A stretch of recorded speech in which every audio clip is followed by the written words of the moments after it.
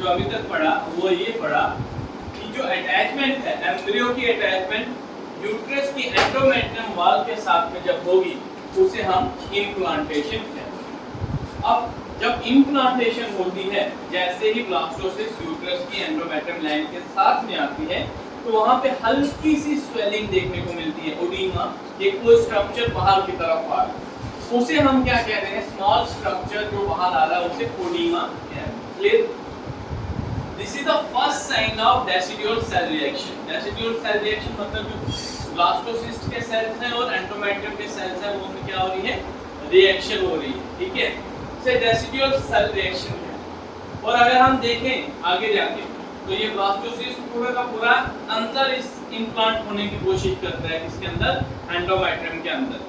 तो most important question हमने यहाँ पे पढ़ा कि type of implantation in case of human हमारे पास होती है इंटरस्टिशियल टाइप। इंटरस्टिशियल मतलब जिसमें सेल जो होगा अंदर एम्बेडेड रहेगा, वहीं पे ग्रो करेगा। अब कुछ इंपॉर्टेंट चेंजेस हैं जो डेसिडुअल सेल रिएक्शन के टाइम पे देखने को मिलते हैं। सबसे पहले जो एंडोमेट्रियम की लाइनिंग है उसके अंदर जो ब्लड की परमिएबिलिटी होगी, और एंडोमेट्रियम की लाइनिंग के अंदर हमारे पास कुछ सेल्स होते हैं जिन्हें हम क्या कहते हैं, फाइब्रोब्लास्ट कहते हैं। जब अटैचमेंट हो जाएगी तो ये फाइब्रोब्लास्ट हमारे पास ग्लाइकोजन में कन्वर्ट हो जाएंगे। ग्लाइकोजन मतलब एक ऐसा सेल जिसके अंदर ग्लूकोज जो होगा वो भरा होगा, और जब ये अंदर जाने की कोशिश करेगा तो उस ग्लूकोज को वो लेगा as a food material. Clear?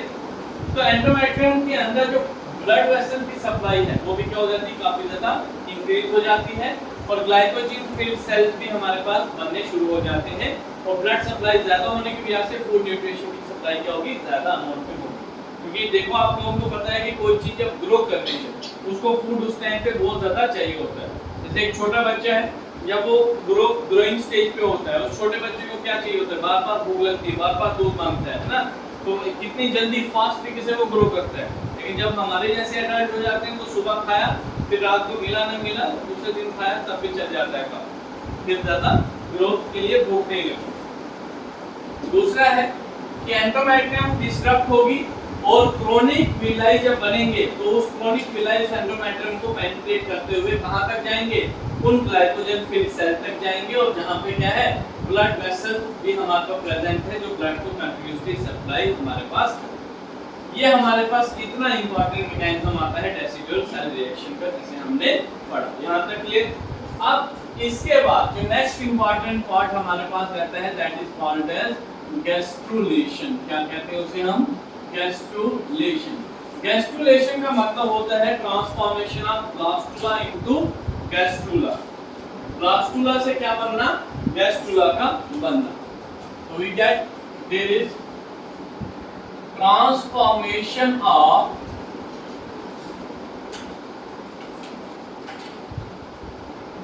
Blastula into gastrula. क्या बनेगा इससे, ब्लास्टुला से गैस्ट्रुला हमारे पास बनेगा, और गैस्ट्रुला आगे जाके क्या बनाएगा, it is going to form the 3 germ layer. क्या बनाएंगी ये, 3 जर्म लेयर्स हमारे पास बनाएंगी, और ये जो जर्म लेयर का जो बनना है that is called as morphogenic changes. क्या कहेंगे, मॉर्फोजेनिक चेंजेस इन्हें हम कहेंगे। और जो 3 जर्म लेयर हमारे पास बनती है वो कौन कौन सी आती हैं, एंडोडर्म, एक्टोडर्म और मेसोडर्म। 3 जर्म लेयर हमारे पास एंडोडर्म, एक्टोडर्म और मेसोडर्म देखने को मिलती है। यहाँ तक क्लियर है, कोई दिक्कत तो नहीं, ठीक।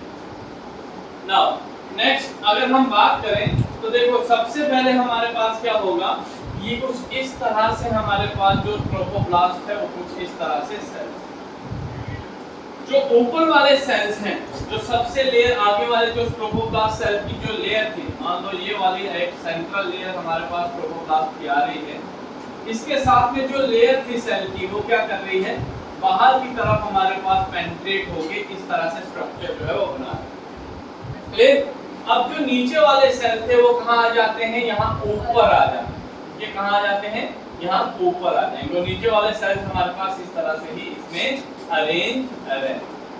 जो ये पहले सेल्स हमारे पास जो ऊपर कांटेक्ट में है, cells in contact with this trophoblast cell, जो ये ट्रोपोब्लास्ट सेल्स के कांटेक्ट में जो पहले वाले सेल्स हैं इन्हें हम क्या कहते हैं, रॉपर सेल्स कहते हैं। क्या कहते हैं, रॉपर सेल्स इन्हें हम कहते हैं। याद रखने के लिए रख लीजिएगा, cells in contact with trophoblast layer, cells in contact with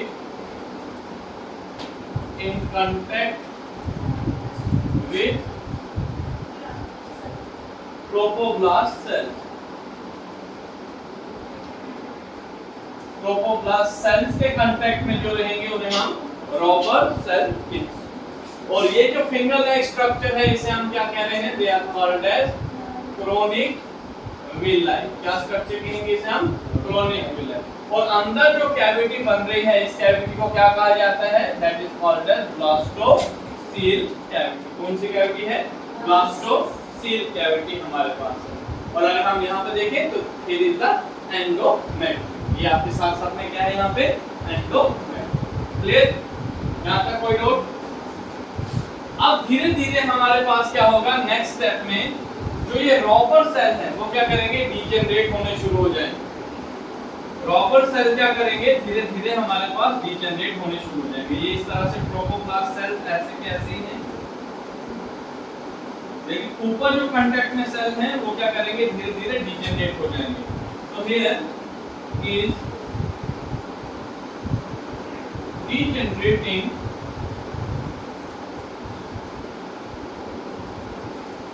रॉपर cell.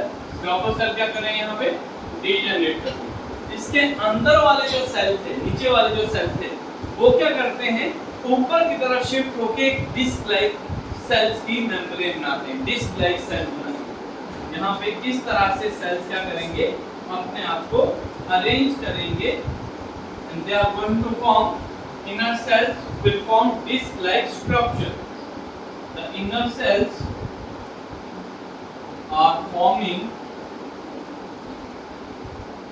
the disc like structure हमारे पास बना है। यहाँ तक क्लियर, ये चेंज क्लियर पता चल गई, यहाँ तक क्या हुआ।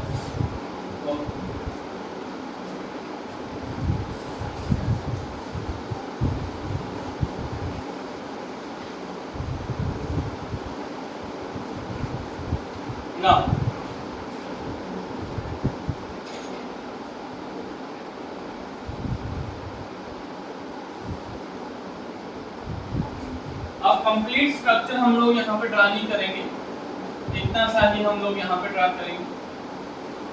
These are the trophoblast cells और ऊपर क्या है, इस तरह से डिस्क शेप सेल हमारा। क्लियर, रॉपर सेल कंप्लीट ही क्या कर चुके हैं, डीजेनरेट कर चुके। These disc shaped cells, they are going to divide transverse। कैसे डिवाइड करेंगे, ये ट्रांसवर्सली डिवाइड करेंगे और दो हमारे पास क्या करेंगे, लेयर्स बनाएंगे, and will form two layers. कितनी लेयर्स बनाएंगे, दो लेयर। तो नेक्स्ट डिवीजन में हमारे पास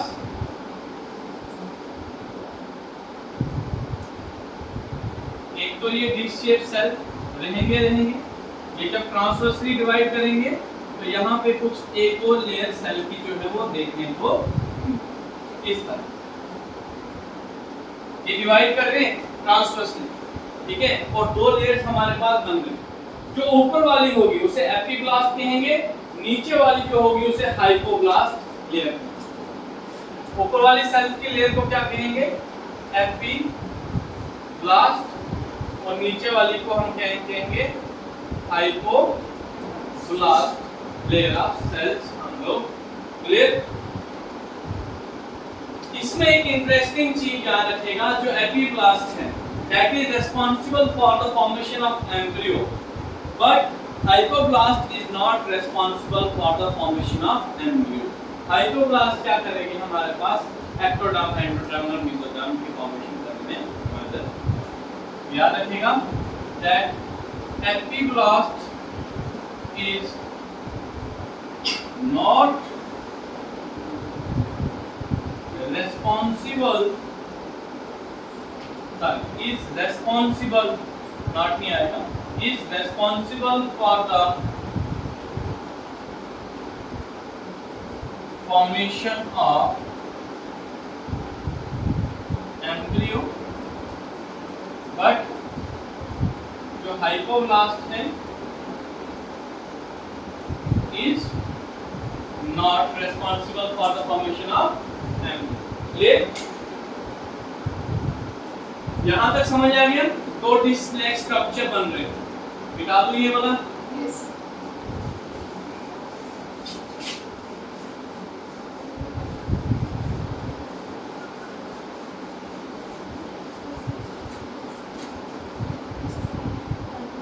देखिए अब इसके बाद सबसे पहली जो लेयर बनेगी जर्म लेयर वो कौन सी होगी? That is endoderm formation. कौन सी लेयर होगी सबसे पहले बनेगी? Endoderm formation. ऊपर वाले जो एपिब्लास्ट सेल्स हैं वो ऐसे ही एज सच अरेंज हैं इन ए डिस्क लाइक फॉर्म। क्लियर? और ये इसके साथ क्या है? Trophoblast layer. क्लियर है? कोई दिक्कत यहां तक? अब यहां पे क्या देखने को मिलेगा? There is delaminination of hypoblast cell. That means there is detachment of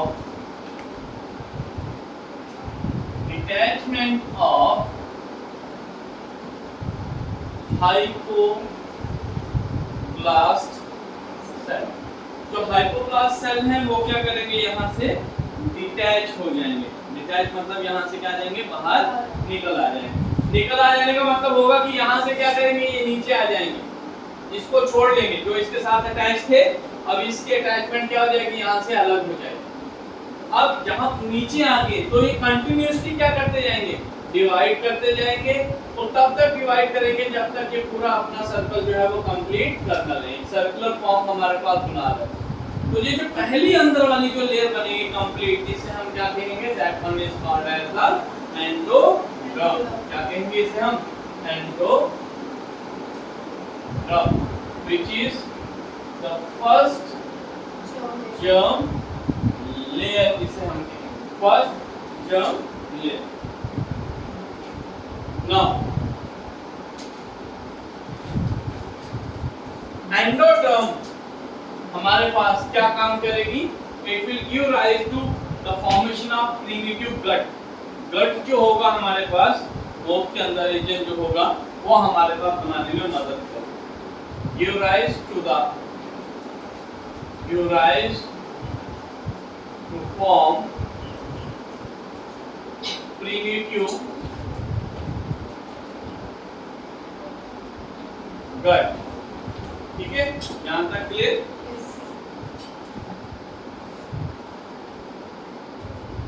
अब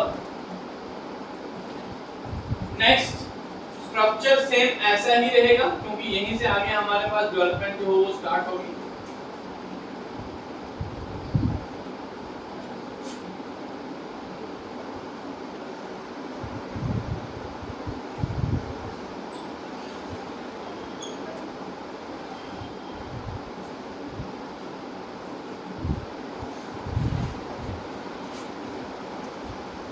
क्लियर है? यहाँ पे इसमें दो एंड आते हैं।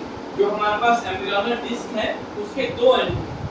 ये एक जो लेफ्ट राइट साइड आ रहा है आपके, this is called as the caudal end. इसे क्या कहेंगे? Caudal end. और दूसरा एंड इसके ऑपोजिट जो होगा इसे क्या कहा जाएगा? Cephalic and. क्या कहा जाएगा? Cephalic and. दो चीजें रखिएगा, कॉर्डल एंड और सिफेलिक एंड। नीचे हमारे पास जो पहली जर्म लेयर बन गई है वो एज सच क्या रहेगी? एज सच ऐसे के ऐसी ही रहेगी। Is it clear?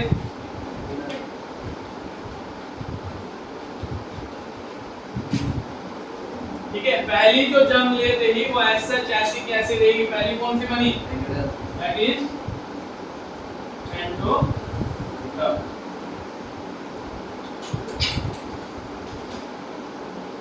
अब यहाँ पे इंटरेस्टिंग चीज क्या है? कॉर्डल एंड और सिफेलिक एंड मैंने आपको बता दिया। इसमें से जो कॉर्डल एंड वाला रीजन, कॉर्डल एंड वाला पोर्शन जो है, वो कॉर्डल एंड क्या करता है, उसके कुछ सेल क्या करते हैं, डिवाइड करने शुरू कर देते हैं और मास ऑफ सेल यहाँ पे बनाने शुरू कर देते हैं। क्या करेंगे, मास ऑफ सेल यहाँ पे बनाना शुरू कर देंगे। तो कॉर्डल एंड यहाँ पे आप लिखेंगे that some cells they form some cells from caudal end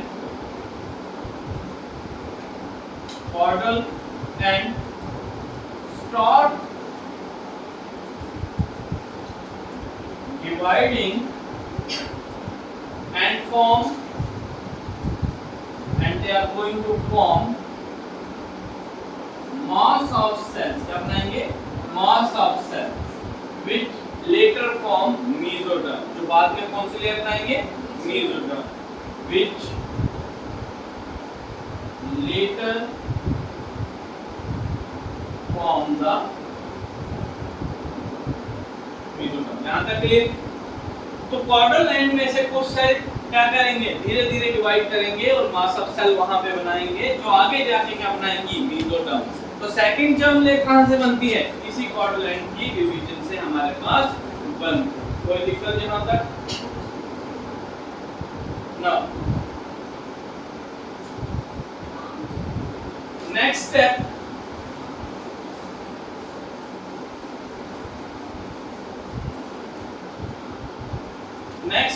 में अब हमारे पास आगे क्या होगा कि जो एम्ब्रियोनल सेल्स के रिमेनिंग पार्ट थे, पहले ये वाला स्ट्रक्चर फिर से सेम ऐसे ही बना लेते हैं।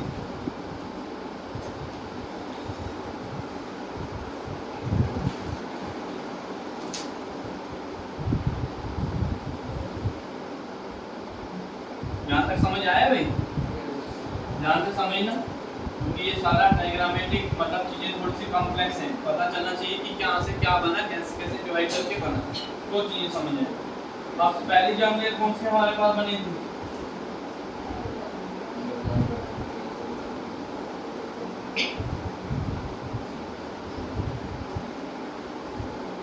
उसके बाद दूसरी कौन सी बनेगी,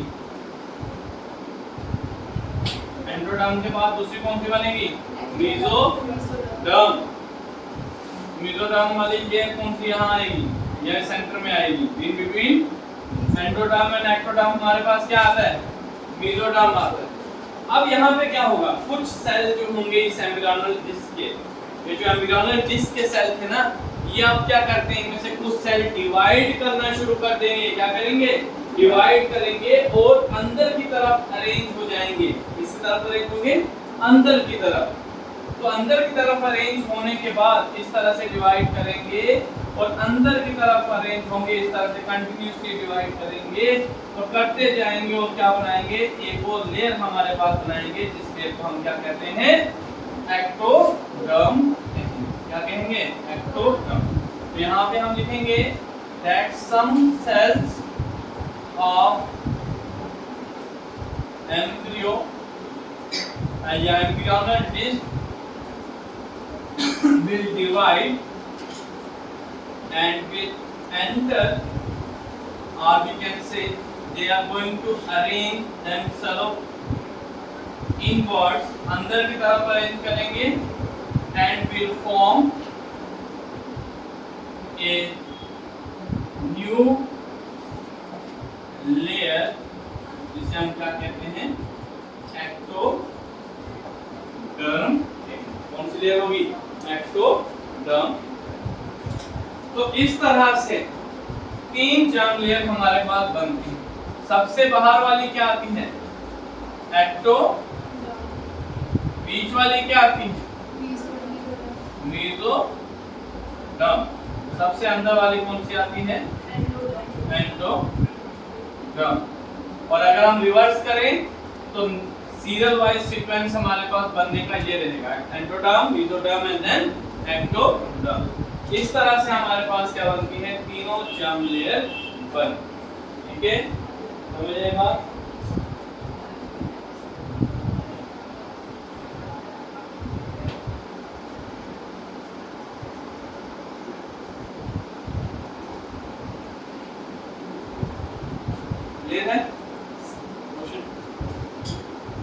यहाँ तक क्लियर है? ठीक है, इसको ड्रा कर लीजिए। फिर उसके बाद नेक्स्ट टॉपिक हम लोग प्लेसेंटेशन वाला करेंगे। प्लेसेंटा, ठीक है। अब नेक्स्ट जो हमारे पास टॉपिक है बेटा, that is placenta structure and function. Most important topic है, 3 नंबर का 2 नंबर का इसमें से पूछा जाता है। Placenta structure and function. इस प्लेसेंटा स्ट्रक्चर एंड फंक्शन को हम एनसीईआरटी से भी करेंगे और उसमें से 2-3 इंपॉर्टेंट चीजें मैं आपको वहां से भी बताऊंगा। क्लियर? तो प्लेसेंटा स्ट्रक्चर एंड फंक्शन, सबसे पहले क्या है? प्लेसेंटा क्या है? It is physical and mechanical structure connection between the maternal and the foetal tissue. Mother को फीटस के साथ जोड़ने वाला टिश्यू। जब बेबी ग्रो कर रहा है तो जितनी भी न्यूट्रिशन उसको मिल रही है, कहां से मिल रही है? प्लेसेंटा से ही मिलेगा। तो लिख लो, placenta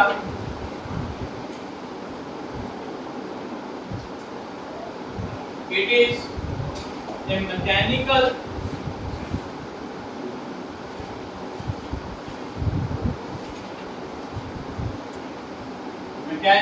and physiological connection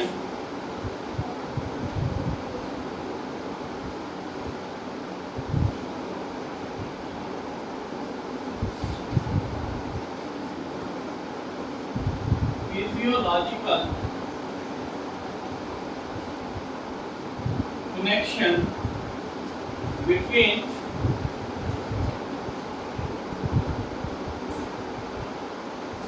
maternal कौन होगी? Mother and foetal tissue. उन दोनों के बीच हमारे पास जो एक मैकेनिकल और फिजियोलॉजिकल कनेक्शन रहेगा उसे हम क्या कहेंगे? प्लेसेंटा। प्लेसेंटा के मोस्टली 2 पार्ट हमारे पास हैं। Placenta has 2 parts. 2 पार्ट्स में हमारे पास प्लेसेंटा रहता है। Number 1 is called as foetal part, FOETAL, foetal part, and second one is called as maternal part, MATERNAL, fetal part and maternal part। fetal part को हम Korean part भी कहते हैं। क्या कहते हैं?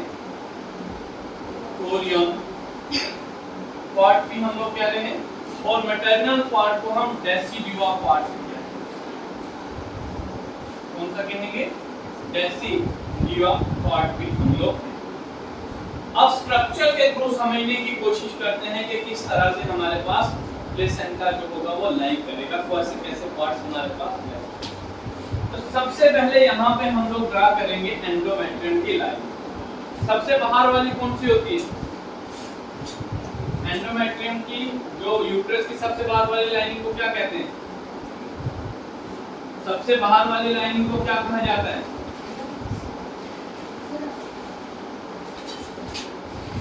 Mesoderm, ectoderm. अब इसमें जर्म लेयर चल रही है। मेसोडर्म, एक्टोडर्म जर्म लेयर होती है।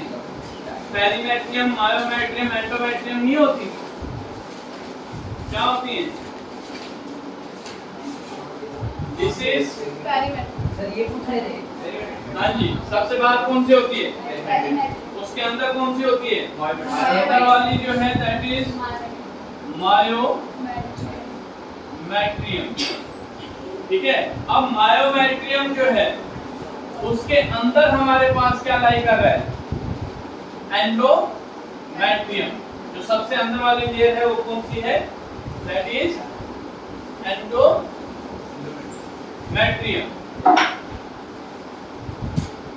एंडो, यहां तक क्लियर है?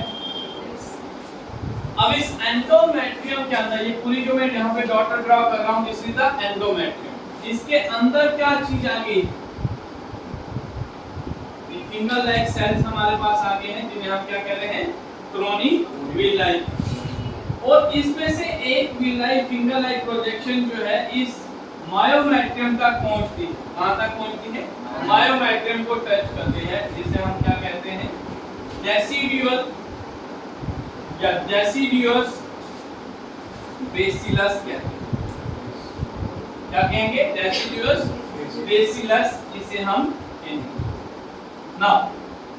यहाँ पे अगर हम देखें तो इस तरह से ये हमारे पास जो है ब्लास्टोसिस्ट रहेगा पूरा। अब जो एंडोमेट्रियम है, अब जो हमारे पास एंडोमेट्रियम है वो पूरा इसको क्या करेगा? कवर कर, इस तरह से इसको पूरा क्या करेगा? कवर करेगा। ठीक है, देखिए यहाँ तक हमारे पास क्या था, जो एंडोमेट्रियम होगी अब इस ब्लास्टोसिस्ट को पूरी क्या करेगी? कवर करेगी। ठीक है, इस ब्लास्टोसिस्ट को यहाँ से पूरी क्या करेगी? कवर करेगी। अब ये ब्लास्टोसिस्ट पूरा क्या हो चुका है? इसके अंदर एम्बेडेड हो चुका है, इसके अंदर चला गया। और ये जो एम्बेडेड पोर्शन है इसे हम क्या कहेंगे? डेसिडुआ कैप्सुलैरिस कहेंगे।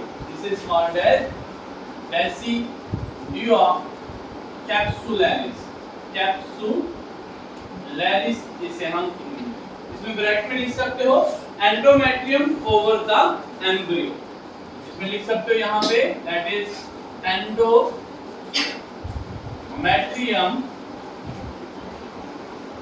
Over the embryo. अब एंडोमेट्रियम क्या कर रही है? पूरे के पूरे एम्ब्रियो को यहाँ पे कवर कर रही है। समझ आई यहाँ पे नहीं बात? Yes sir. ये एंडोमेट्रियम के अंदर अब पूरा चला जाएगा और पूरा इसको क्या करेगा? कवर करेगा। तो ये ब्लास्टुला जो था हमारे पास, ये पूरा ये जो एंडोमेट्रियम है ना, इस तरह से आएगी और इस तरह से इसको पूरा क्या करेगी? अंदर लेके आएगी। ठीक है, समझ आई बात? और यहाँ पे ये जो डेसिडुआ बेसिलस हमारे पास आ रही है, ठीक है, तो ये मायोमेट्रियम के साथ इसको कनेक्ट कर देगी। ठीक है ना। जो प्लेसेंटा हमारे पास रहता है बेटा, इट इज अप्रोक्सीमेटली 500 ग्राम। कितने ग्राम का रहता है? 500 ग्राम। याद रखिएगा, प्लेसेंटा इज 500 ग्राम। क्लियर? और ये हमारे पास जैसे इस तरह से अम्बिलिकल कॉर्ड रहेगा और इस तरीके से हमारे पास क्या रहेगा? एम्ब्रियो रहेगा। उस एम्ब्रियो के साथ ये प्लेसेंटा क्या करेंगे? इसको अटैच। दिस इज, मान लीजिए डिश शेप स्ट्रक्चर हमारे पास क्या आ रहा है? प्लेसेंटा। ये बीच में जो ये स्ट्रक्चर आ रहा है, this is called as umbilical cord.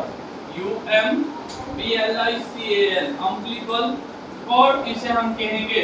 जो किसको जोड़ेगा? किसको कनेक्ट कर रहा है हमारे पास? इस एम्ब्रियो को कनेक्ट कर रहा है।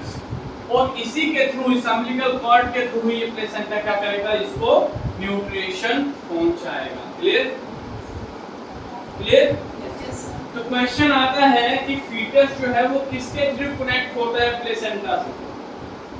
This is foetus, it is connected to placenta with the help of a umbilical cord. इसके थ्रू अम्बिलिकल कॉर्ड के थ्रू कनेक्ट रहते हैं। यहां तक समझ आ गई बात?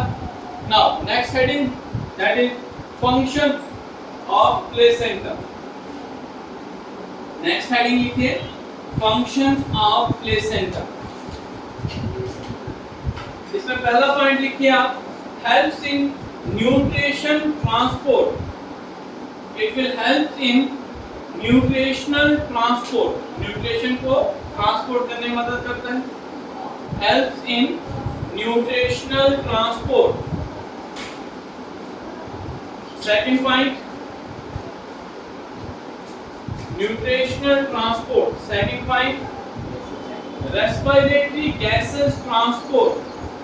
जो ऑक्सीजन और कार्बन डाइऑक्साइड का जो एक्सचेंज होगा, वो गैसेस का एक्सचेंज कौन करेगा हमारे पास? यही प्लेसेंटा के थ्रू होगा। Clear? There are various hormones. देखिए, there are various hormones that have been secreted by the placenta which is required for the growth and development of the fetus। और वो placental hormones कौन से? लिखो, placental hormones progesterone, oestrogen, progesterone, placental hormones like progesterone, PROGESTERONE, estrogen, then human chorionic gonadotropin hormone HCG, human chronic gonadotropin hormone TROPIN। क्या लिखा आपने? Repeat करवाइए, क्या लिखा? नहीं, पूरा सेंटेंस पढ़िए। Oestrogen are secreted by placenta, are secreted or released by placenta, help in growth and development of the fetus, which help in the growth and development of fetus। किसकी मदद करेगा ग्रोथ एंड डेवलपमेंट करने में? fetus की growth and development करने में मदद करेगा। एक और हार्मोन भी रिलीज करता है ह्यूमन क्रोनिक लैक्टोजन HCL। कौन सा हार्मोन? HCL, ठीक है। Human chronic lactogen milk producing hormone भी हमारे पास, मतलब लैक्टेशन में भी उसको प्रमोट करेगा। कौन करेगा? हमारे पास प्लेसेंटा करेगा। क्लियर? अब इसमें लिखो it also provide lactational ACTATION, it provide passive immunity to the foetus. क्या करेगा? फीटस को पैसिव इम्यूनिटी प्रोवाइड करेगा। It provide passive immunity to the foetus. इसको फीटस को पैसिव इम्यूनिटी प्रोवाइड करेगा। और पैसिव इम्यूनिटी किस फॉर्म में होगी? किस फॉर्म में होगी? It is IgG। कौन सा इम्यूनिटी प्रोवाइड करेगा? IgG। लिख लो, it provide passive immunity, bracket में लिखिए IgG। एंड देन आगे लिखिए it removes nitrogenous waste from the foetus body. It helps in the removal of nitrogenous waste from the foetus body. तो आपको exam में सीधा 3 मार्क्स का 2 मार्क्स का पूछा जाता है what is placenta, what are its function. इस तरीके से भी क्वेश्चन आता है what are the various hormone that have been released by the placenta. अब यहां तक क्लियर हुआ आप लोगों को? अब ये इंपॉर्टेंट कंटेंट प्लेसेंटा का हमारे पास आएगा NCERT से, जिसे हम नेक्स्ट क्लास में डिस्कस करेंगे, क्योंकि वो इंपॉर्टेंट टर्म जो दी हुई है NCERT के अंदर, जो लाइन दी हुई है, उसे अंडरलाइन करना और उसको समझना इंपॉर्टेंट है, क्योंकि नीट में वहीं से क्वेश्चन आपको घुमा के पूछे जाते हैं। तो कैसे क्वेश्चन पूछते हैं, आप क्या क्वेश्चन पूछते हैं, ठीक है, वो चीज हम नेक्स्ट क्लास में डिस्कस करेंगे। यहाँ तक कोई दिक्कत हुई तो बताइए। No sir. साथ आपका चैप्टर अब कंप्लीट हो जाता है। ह्यूमन रिप्रोडक्शन चैप्टर जो है वो कंप्लीट हो जाता है। सिर्फ प्लेसेंटा के बारे में बताना है, फंक्शन के बारे में थोड़ा सा बताएंगे हम, कहाँ से? NCERT से, ठीक है। और एक कॉर्टिकल रिएक्शन हम लोग बात करेंगे, रिफ्लेक्स रिएक्शन हमारे पास रहती है, जो ऑक्सीटोसिन हार्मोन हमारे पास रिलीज होता है, उसके बारे में हम बात करेंगे। वो भी सारी चीजें NCERT से ही हम लोग डिस्कस करेंगे। तो नेक्स्ट क्लास में जब आप लोग आएंगे तो इतनी सारी चीजें पढ़ के आएंगे और NCERT को भी अच्छे से पढ़ के। यस। क्लियर? Thank you.